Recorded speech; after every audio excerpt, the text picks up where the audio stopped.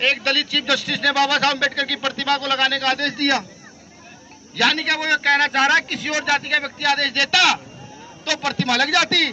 सही वजह साथियों, क्रांति का जय भीम। नवोदय दोस्तों, मैं आपको छोटा आकाश बाबू आप सभी के बीच फिर से लेकर आए सबसे बड़ी खबर, जो कि हाई कोर्ट ग्वालियर से निकल कर आई है। वहाँ पे जो विनय रतन जी पहुंचे हैं मध्य प्रदेश के अंदर, वहाँ की धरती पर। तो दोस्तों, वहाँ पर किस तरीके जन सैलाब पहुँचा, वहाँ पर लाखों की भीड़ में बंदे पहुँचे हैं और वहाँ के भी कार्यकर्ता।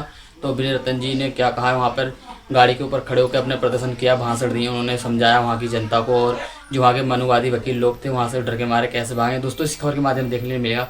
दोस्तों, उससे पहले हमारे चैनल को सब्सक्राइब कर लें, वीडियो लाइक करें, कमेंट करके बताएं हमारी वीडियो किस कंट्री से देख रहे हैं। दोस्तों, चलते हैं अपनी बड़ी खबर साथ। तो वहाँ पे आपको सब समझ में आ जाएगा किस तरीके से खबर के माध्यम से कि वहाँ पे किस तरीके विवाद चल रहा है। जो मनुवादी वकील लोग हैं वो किस तरीके से वहाँ पे बाबा साहब का विरोध कर रहे हैं और अपमान कर रहे हैं। दोस्तों, चलते हैं इस बड़ी खबर में। ये भीम आर्मी है, चाहे तो यहाँ की भारत की कोई सी भी ऐसी जगह 2 घंटे भीम बाबा साहब की प्रतिमा लगाने का दम रखती है। तो ये भी चाहते हैं कि आप ग्वालियर में जाएं और न्यायालय के बाहर कुछ गड़बड़ करें, फिर पुलिस आप पर लाठी चार्ज करे, आपको जेल भेजा जाए और वो न्यायालय की प्रतिमा इस वजह से न रखे कि नहीं यहाँ पर आके तो बाबा साहब के लोगों ने दंगा किया। निर्णय किया जाएगा कि बाबा साहब अम्बेडकर की प्रतिमाओं के लिए लड़ोगे या अपने घर में पढ़ के सो जाओगे। से ऊपर है, तब भी आप बड़ी मजबूती के साथ यहाँ पर आए हुए हैं और यहाँ खड़े हैं। इस बात को दर्शाता है कि बाबा साहब के प्रति आपका कितना प्रेम है और डॉक्टर अम्बेडकर के प्रति आप कुछ भी करने के लिए तैयार है, ये मैं जानता हूँ। तो मैं यहाँ से जहाँ तक मेरी आवाज जा रही है, आप तमाम साथियों का शुक्रिया अदा करता हूँ, धन्यवाद अदा करता हूँ कि आप बड़ी मजबूती से यहाँ आए और मध्य प्रदेश सरकार के साथ साथ उन मनुवादी वकीलों को भी ये बताने का काम किया कि हम बहुत मजबूत लोग हैं, ये बताने का काम किया। धन्यवाद, आभार। अब कुछ ऑथेंटिक जानकारी जो आपको मुझे देना बहुत जरूरी है। कुछ लोगों ने सोशल मीडिया के द्वारा भ्रम भी फैलाने का काम किया, कुछ ने अनाप शनाप बोलने का काम किया, कुछ ने भ्रम फैलाने का काम किया। देखिए, चीफ जस्टिस साहब ने आदेश दिया था कि ग्वालियर खंडपीठ में डॉक्टर बाबा साहब अम्बेडकर की प्रतिमा लगानी चाहिए। ये आपका और मेरा आदेश नहीं था। किसका आदेश था? Chief justice. भारत की एक मुख्य खंडपीठ, और जो समझिए, चुपचाप होकर समझिए, ये पता भारत की एक खंडपीठ, एक न्यायालय, उच्च न्यायालय, उसके लिए चीफ जस्टिस साहब आदेश देते हैं कि वहाँ पर बाबा साहब अम्बेडकर की प्रतिमा लगनी चाहिए। लेकिन कुछ वकील उसका विरोध करते हैं कि यहाँ बाबा साहब अम्बेडकर की प्रतिमा नहीं लगनी चाहिए। हालांकि ये शब्द मुझे कहने नहीं चाहिए, फिर भी मैं उन वकीलों को कहूँ कि रिश्तेदार की हर बात को मानना रिश्तेदार का अधिकार होता है। बाबा साहब अम्बेडकर, आप उनकी बात नहीं मानना चाहते, ये गलत है। मैं इनको समझा रहा हूँ, ये गलत है, ऐसा मत कीजिए। रिश्तेदार की बात को मानिए, रिश्तेदार की बात को मानिए, क्योंकि रिश्तेदार का रिश्तेदार भी आपका रिश्तेदार निकलता है। कैन साहब भी दलित है। अभी एक वकील दिल्ली गया, दिल्ली जाकर कह रहा है कि वो कैन साहब दलित है। उन्होंने आदेश कैसे दे दिया? एक दलित चीफ जस्टिस ने बाबा साहब अम्बेडकर की प्रतिमा को लगाने का आदेश दिया। यानी क्या वो ये कहना चाह रहा है किसी और जाति का व्यक्ति आदेश देता तो प्रतिमा लग जाती, लेकिन दलित चीफ जस्टिस ने आदेश दिया तो प्रतिमा नहीं लगेगी। हमने कहा भाई बहुत अच्छी बात है।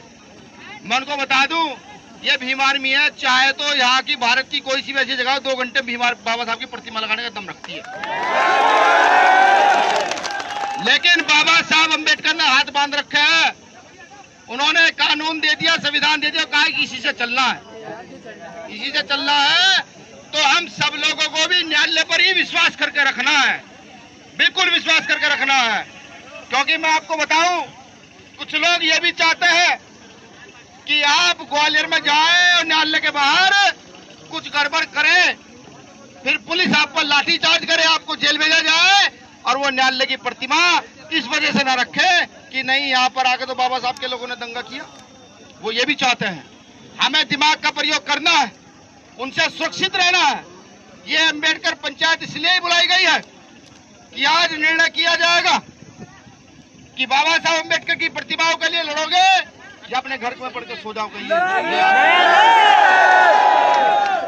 मैं तो यहाँ गुर्जर समाज से आए हमारे चौधरी रविंद्र भाटी जी, जिन्होंने इस आंदोलन के लिए पूरा बढ़ चढ़कर हिस्सा दिया। हमारे साथी यहाँ के प्रदेश अध्यक्ष चौधरी अनिल गुर्जर जी और तमाम साथी, मैं नाम बहुत सारे आए लूंगा तो पूरे, कश्यप यादव जी, जिन्होंने पूरे प्रदेश में घूम घूम करके इस आंदोलन में अपनी सरदारी दी। और विशेषकर गुर्जर समाज के नव-नए युवा यहाँ पर मौजूद है इस आंदोलन में अपनी जान देने तक के लिए। मैं आपका भी शुक्रिया अदा करता हूँ। जिंदाबाद जिंदाबाद जनार्दन भाई जिंदाबाद जिंदाबाद जिंदाबाद हम तुम्हारे साथ हैं। और आप सोचो कि आखिर बहुजन समाज की प्रतिमा का विरोध क्यों होता है? भाई तुम संघर्ष करो।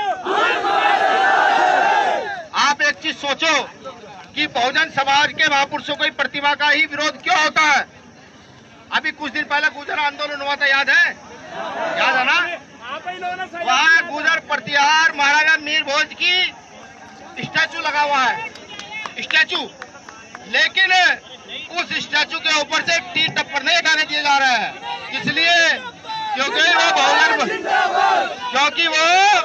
बहुजन महापुरुष है, इसलिए नहीं हटाने दिए जा रहे हैं। तो हमें अब ये सोचना पड़ेगा कि हमें किस दिशा में चलना है, किसके साथ चलना और क्यों चलना। अभी हमारे साथी भी कह रहे थे भैया ग्वालियर बाकी है, हमने कहा ग्वालियर छोड़ो, अभी तो जबलपुर और जयपुर भी बाकी है। ये तो बताना है, ये भी बताना है। मैं आपको बताना चाहता हूं कि जल्दी ग्वालियर हाई कोर्ट में चीफ जस्टिस नियुक्त होने वाले हैं, वो वहां बैठने वाले हैं। सबसे पहले हमारी प्राथमिकता है कि हम न्यायालय को एक और मौका दें। वो चंद वकील फैसला नहीं कर सकते। मैं कहता हूं आज के माध्यम से चीफ जस्टिस महोदय, आप कुर्सी में बैठकर ही सबसे फैसला कोई करे तो ये फैसला करे कि बाबा साहब अम्बेडकर की प्रतिमा लगनी चाहिए कि नहीं लगनी चाहिए, ये फैसला करें। और कुछ लोग ये भी कह रहे हैं कि प्रतिमा नहीं लगने देंगे, तो मैं उनको बताऊं ये बाबा साहब के बच्चे कमजोर नहीं है, ये कमजोर नहीं है, ये चाहे तो चंद घंटों में तख्ता पलट कर सकता है। ठीक।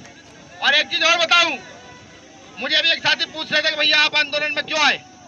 मैं से बताऊं, मैं भीम आर्मी को आंदोलन में लाना नहीं चाहता था। मैं सोचा था कोर्ट का मामला है, हमारी लीगल टीम लड़ेगी उनके साथ। वो चंद वकील ये कह रहे थे कि भाई आ जाओ, कहाँ भीम आर्मी वाले, आ जाओ, कहाँ भीम आर्मी वाले। लट पे नाम लिख के ले गए थे ना भाई, आपका प्रदेश अध्यक्ष सुनील बरे से लट पे नाम लिख के ले गए थे, कह रहे लो भाई मैं आ गया हूँ। ठीक है। हालांकि उसके पास आदेश इतना ही था कि जाना है, पता कहना है सिर्फ कि भैया हम आ गए भीम आर्मी वाले। देखो उकसाओ तो मत, अब क्योंकि पढ़े लिखे लोग तो चीजों को समझते हैं। तो आज महापंचायत का उद्देश्य यह है कि हमें चीफ जस्टिस साहब को 1 महीने का समय देना चाहिए, नहीं देना चाहिए। जो नए चीफ जस्टिस है देना चाहिए ना, जो नए।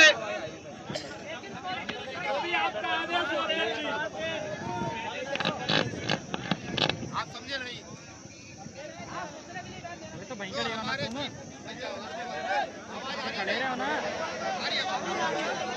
आवाज तो क्या हो गया भाई, ये तो आप लोग पीछे क्यों करते।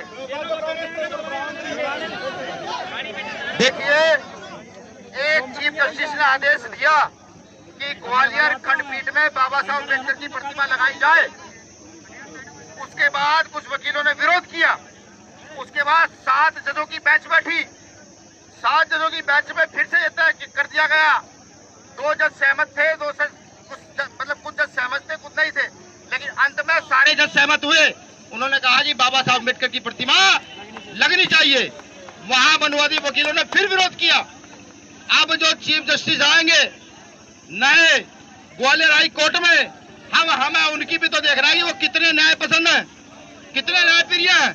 बिल्कुल देखना, और ये देखना पड़ेगा। यही संविधान है, यही संविधान है। वो ये चाहते हैं बार बार हमें उकसा करके कि हम आए, सड़क पर निकले, पुलिस की लाठी गोली का शिकार बने। नहीं, पुलिस की लाठी गोली तो हमने बहुत खा ली। हम जब चाहे ग्वालियर बंद कर सकते हैं, इतना बड़ा दम नहीं कोई हमें रोक पाए। जब चाहे बंद कर सकते हैं। लेकिन ये भी देखना जरूरी है कि एक चीफ जस्टिस दूसरे चीफ जस्टिस जो दूसरा चीफ जस्टिस है उसके आदेश का कितना सम्मान करता है, ये देखना जरूरी है नहीं जरूरी है? जरूरी है। अभी एक वकील ने, मैंने बताया कि वकील ने कहा कि दलित चीफ जस्टिस, तो मैं यह भी देखना चाहता हूं कि क्या न्याय प्रक्रिया जिंदा है या मर गई है। अगर न्याय प्रक्रिया जिंदा है तो वहां डॉक्टर अम्बेडकर की मूर्ति लगेगी, और अगर न्याय प्रक्रिया मर गई है तो ये बीमारी वाला कर दिए जाकर खुद मूर्ति लगाने का काम करेंगे हम लोग। लेकिन हमें अपनी बुद्धि और विवेक से काम लेना है।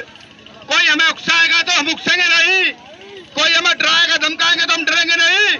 हमें पहले सोचेंगे हमें करना क्या पूरी रणनीति के साथ।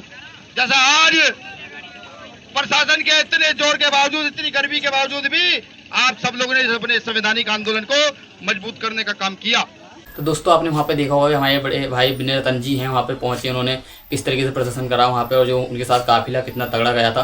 दोस्तों आपने देखा होगा भीड़ लाखों की संख्या पहुँची, वहाँ कार्यकर्ता पहुँचे भीम आर्मी के।